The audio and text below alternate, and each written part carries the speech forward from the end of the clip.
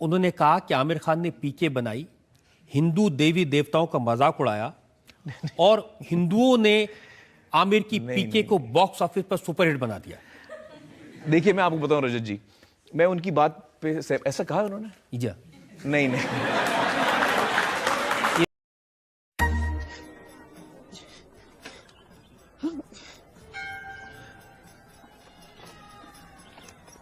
भाई साहब, ये भगवान का बैटरिया खत्म हो गई है का? थोड़ी देर चले फिर लुल हो गए। क्या मतलब नया बैटरी लगा दो, किधर लगता है? लगाओ। अरे भैया, इसमें बैटरी नहीं पड़ती। तो काम काहे नहीं कर रहा है? मैन्युफैक्चरिंग डिफेक्ट है का? अरे कोई डिफेक्टिव पीस नहीं बनाते भाई हम।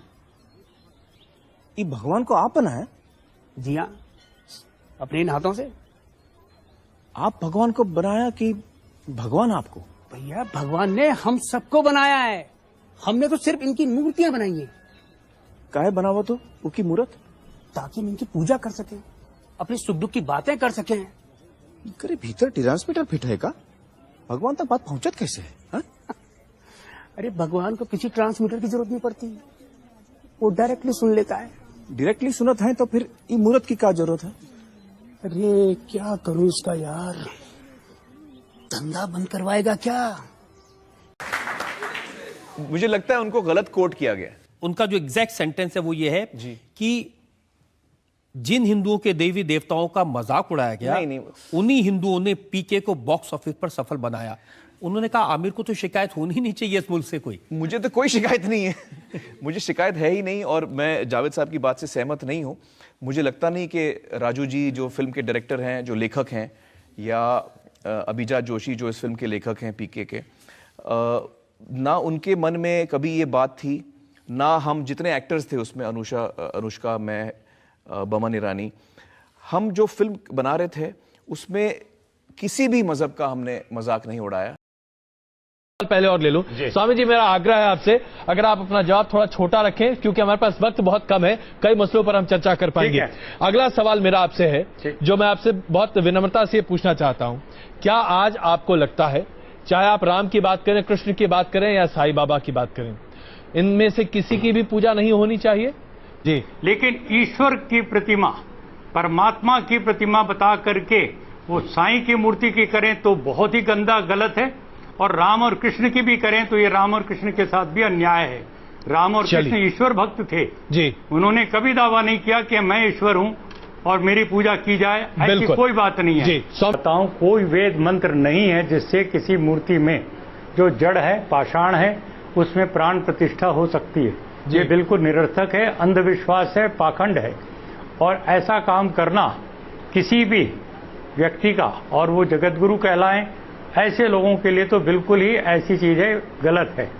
मैं बड़ी विनम्रता से फिर कहना चाहता हूं, यदि प्राण प्रतिष्ठा आप करने का दावा करते हैं तो बताइए वो वेद का कौन सा मंत्र है जिसके उच्चारण से प्राण प्रतिष्ठा होती है? नंबर 1 वेद। दूसरी बात, उस प्राण प्रतिष्ठित राम की, कृष्ण की, या किसी की भी देवता भगवान की मूर्ति प्राण प्रतिष्ठित हो जाने के बाद क्यों नहीं खाना पीना, बोलना चलना शुरू करती? जरा प्राणवान होने का थोड़ा सा तो परिचय दे। वो आपने बता दिया वो प्राणवंत हो गई मूर्ति जी। अब उसके बाद आपने लोगों की भीड़ इकट्ठी की और परमात्मा का अवतार पूजो जी, ये कह करके चढ़ावा इकट्ठा करना शुरू किया। ये एक दुकान है, व्यापार है, झूठ है, धोखा है। स्वामी इसलिए मैं कहना चाहता हूँ, हमें सनातन धर्म की पावन परंपराओं को याद करते हुए, जो आदि शंकराचार्य ने जो मूर्तियां तुड़वाई, उन्होंने जैनियों की मूर्तियों को उन्होंने हटवाया और उन्होंने कहा ये सब मूर्ति पूजा बंद होनी चाहिए। मैं आदि शंकराचार्य का, मैं नहीं, महर्षि दयानंद ने जो बयान किया, जो उनका बखान किया है जी, मैं नतमस्तक होता हूं आदि शंकराचार्य के बारे में। मैं कहना चाहता हूं, स्वामी जी, हमारे देश में मूर्ति पूजा नहीं थी। बिल्कुल स्वामी जी, करते हैं। स्वामी अभिदेवेश ने हर सवाल का सफाई से बेबाकी से जवाब दिया। मैं पूछना चाहता हूं, आप मूर्ति पूजा में मानते भाई साहब? जी मानते हैं। क्यों, आपको लगता नहीं गलत है? आप क्या हिंदू है? जी। आपके मजहबी किताब में लिखा है, छंदों के उपनिषद में, चैप्टर नंबर 6, अध्याय नंबर 2, श्लोक नंबर 1, एकम अद्वितीयम, खुदा एक है, उसके अलावा कोई नहीं है। लिखा है श्वेताश्वेतार उपनिषद में, अध्याय नंबर 6, मंत्र नंबर 9, नाच्य से कसी जनिता न चदीपा, उस ईश्वर, उस भगवान का कोई रब नहीं। उसके कोई वालदेन नहीं। लिखा है श्वेता उपनिषद में चैप्टर नंबर 4 मंत्र नंबर 19 में, न तस्य प्रतिमा अस्ति। उस ईश्वर, उस भगवान की कोई प्रतिमा नहीं, कोई अक्ष नहीं, कोई पिक्चर नहीं, कोई पेंटिंग नहीं, कोई फोटोग्राफ नहीं, कोई मूर्ति नहीं, कोई बुत नहीं। लिखा है यजुर्वेद में चैप्टर नंबर 32 वर्ष नंबर 3 में, मंत्र नंबर 3 में, न तस्य प्रतिमा अस्ति। उस ईश्वर, उस भगवान की कोई प्रतिमा नहीं, कोई अक्ष नहीं, कोई पिक्चर नहीं, कोई पेंटिंग नहीं, कोई फोटोग्राफ नहीं, कोई बुत नहीं, कोई मूर्ति नहीं। तो साफ तौर पे कई जगह आप हिंदू की मजहबी किताब में लिखा है कि मूर्ति पूजा गलत है, तो क्यों आप मूर्ति पूजा करते?